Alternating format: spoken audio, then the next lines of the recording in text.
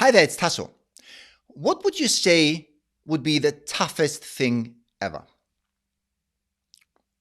Now, I would say it's being consistent with something that you put your mind to. Would you agree? Whether it is to eat healthier, exercise more, read more books, or establish some healthy habits like, I don't know, meditating, journaling, mindfulness, and the like. At some point in our lives, we say to ourselves, that's it, I had enough, time to change something here. And that is the time we set goals. It doesn't have to be big life goals, even those small goals that would make everyday life easier, just like the ones I mentioned before.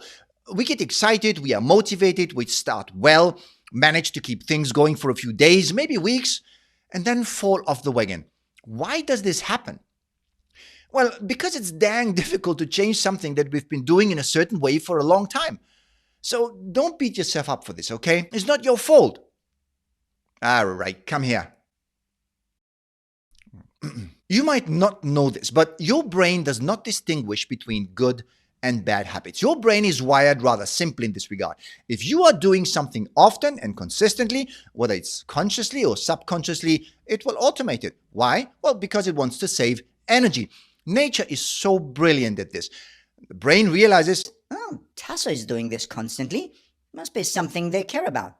Okay, let me automate this. and whoops, the habit is created, whether you want it or not. So if at some point in time you are not happy anymore with that habit, you can't just simply get rid of it. That's the biggest mistake people make. They try to eliminate habits. For instance, quitting smoking or stopping overeating. That doesn't work. But who am I to tell you this, right? Of course, you know this already. But here's what does work. You have to replace the old habit with a new habit. For that, you must understand how habits work. They follow a certain scheme that once understood, you can break through. If you're interested how to do that, I would like to suggest a book to you. As you will have realized by now, I am very passionate about goals, productivity, habits, mindset, all things personal development. And I have read a lot about those things as well as watched endless hours of videos. One of the best books currently on these topics, habits I mean, is Atomic Habits from James Clear. Probably it's on your reading list.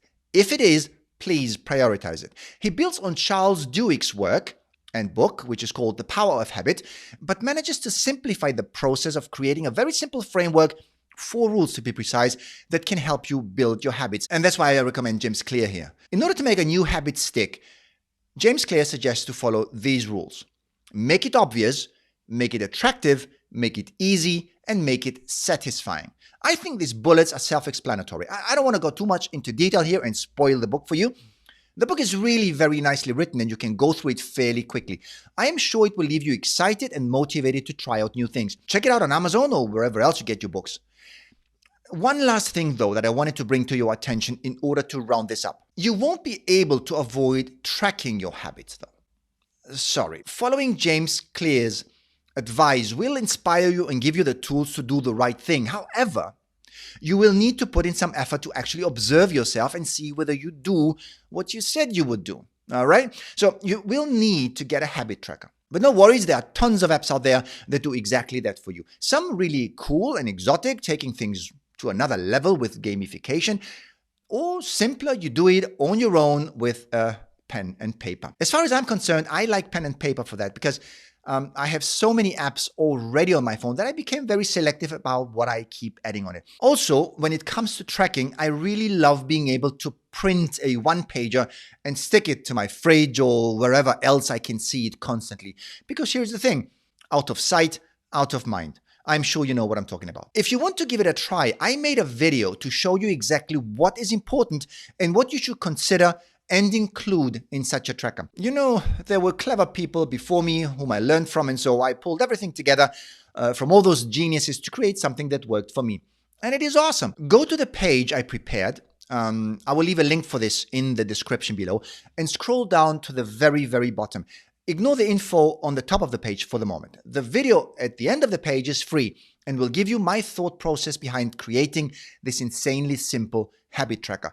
You can then choose to either take what you've learned and create your own documents, or you can invest a very small amount really and download the document that I have created already. But you don't have to, it's up to you. I made those to take the cumbersome work off of your shoulders. It is a little bit annoying and takes some thinking to make tools that have everything on one page, to be honest. And There is, of course, the updating. I do update those sheets regularly, which means every year, so you don't have to worry about that. Go check it out and see for yourself. Okay, so that's it for today, folks. I hope you liked the video. I hope you got something out of it. My goal with this video was to show you what it takes to stick to your goals and do what you said you would do. Because if you manage to do that and keep the promises that you make to yourself, you're going to feel amazing about yourself. Let me know in the comments below how you manage to stick to your habits.